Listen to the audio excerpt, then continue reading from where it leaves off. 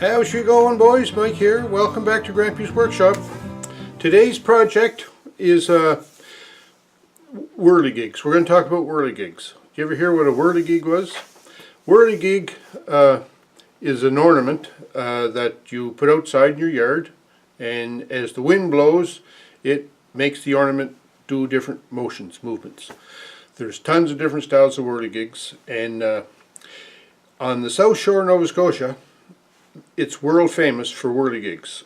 And my son bought Nanny and I a whirligig one year from the south shore of Nova Scotia, and it's a loon.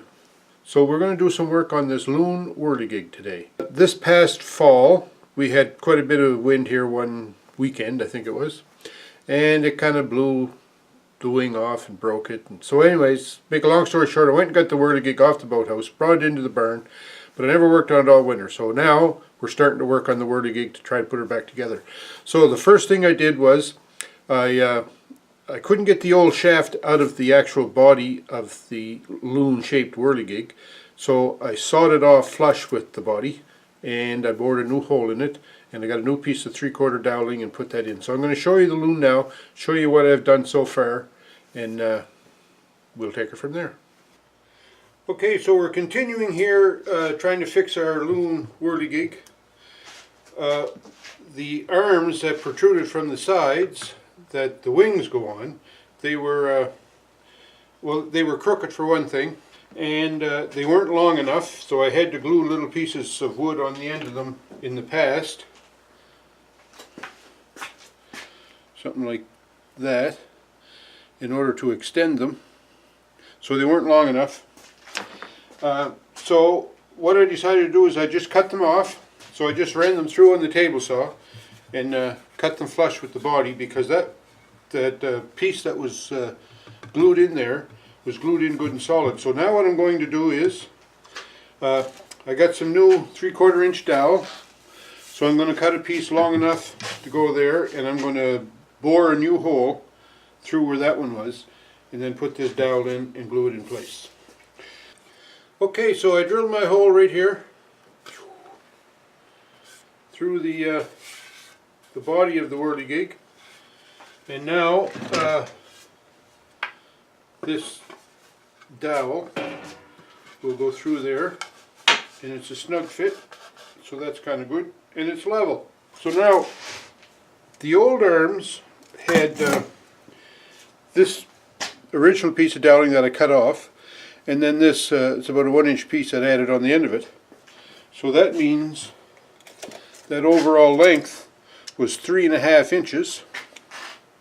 So I'm going to make this dowel 3.5 inches out each side of the body, and the body is 3/4 inch wide. So 3.5 and 3.5 is 7, and 3/4 is 7 3/4. So just to be on the safe side, I'm going to cut a piece 8 inches long off my dowel. So there's my 8-inch dowel. So all I have to do is center that in there, something like that. Because it's easier to work with this dowel when it's free like this. I'm going to find the center right here, and I'm going to drill a hole in that. So I need to find the center of this dowel on both ends. There's lots of ways I guess you can do that. I have a washer, little washer here, 3/4 inch. Just so happens that my dowel is 3/4 inch, so I place the washer on top. And I also have a finding center punch. You notice the end of that is tapered, so that sits in the hole. That'll sit in the hole in the washer, and then when you tap the plunger, the center punch comes out in the middle. So I'm going to try that. So you center the washer on the dowel, which is easy to do because it's a 3/4 inch washer. Yeah, this is why I like working in the shop. You get to do rocket science. And then you put the center punch in the hole, something like that, and then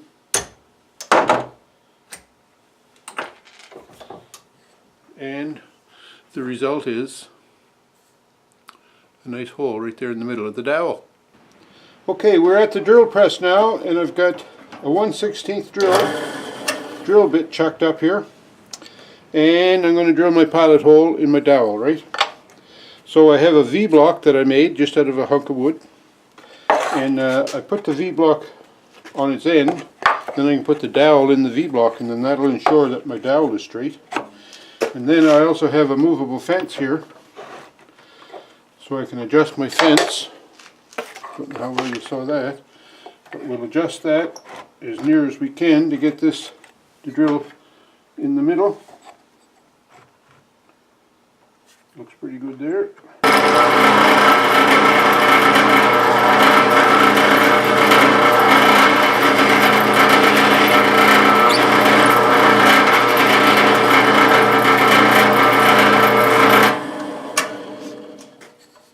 So there you have it.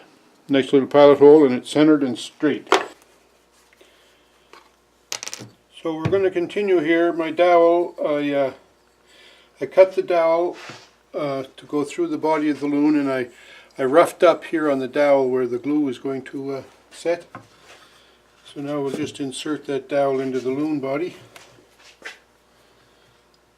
And I won't be afraid to put some glue on this.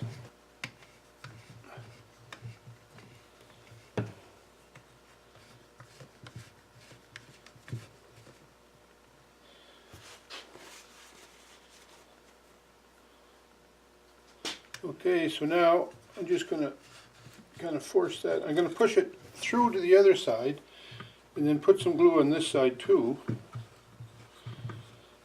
because the fit in the hole is so tight that as I push it through, I'm afraid that it's peeling the glue off and not getting all the way into the joint.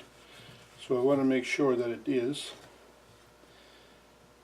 So I'll line up on those witness marks that I put on there, and that might just do it. So now what we do is we just go sit in front of the stove, tell a few yarns while that sets up.